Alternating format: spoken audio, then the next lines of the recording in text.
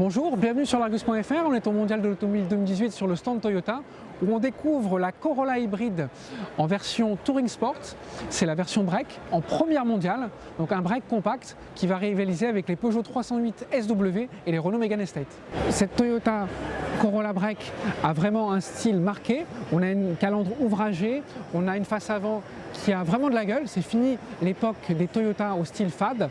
Donc là, vraiment, les designers ont vraiment travaillé sur les extrémités, face avant, face arrière. En revanche, on trouve que le profil est un petit peu fade. À bord de la Toyota Corolla Break, on a une planche de bord traitée à l'horizontale qui vient en décroché avec la console centrale. Donc ça donne une belle impression d'espace, un design aérien. En point d'orgue, on a cet écran tactile qui est positionné bien dans l'axe du regard, donc ça c'est une bonne chose.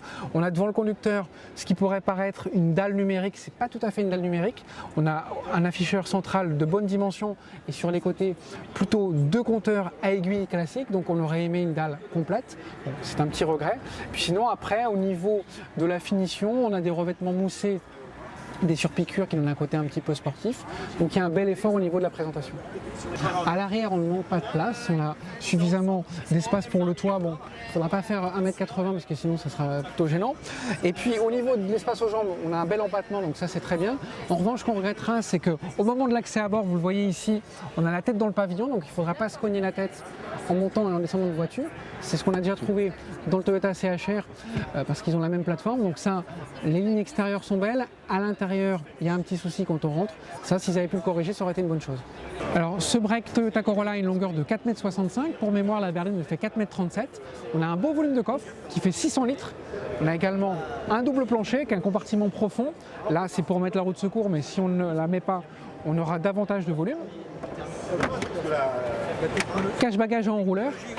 Et puis les tirettes classiques pour la modularité. Et l'assure un sans faute. Après deux générations d'Auris, la marque revient à l'appellation Corolla, qui lui permet de battre un record mondial parce que ce modèle est vendu depuis 1966. Il y a 45 millions d'unités qui ont été vendues par le monde, donc c'est plutôt de bon augure de partir sur un record. En tout cas, cette nouvelle génération de Toyota Corolla Break a les bons atouts pour s'imposer sur le marché européen. Elle est vendue uniquement en version hybride, donc on a un moteur de 122 chevaux ou un moteur de 180 chevaux, donc uniquement de l'hybride. C'est une proposition unique sur le segment, donc c'est ce qui fera la différence. En tout cas, nous, on vous remercie de votre fidélité. On vous donne rendez-vous très bientôt sur l'Argus.fr. D'ici là, suivez-nous sur les réseaux sociaux. À très bientôt.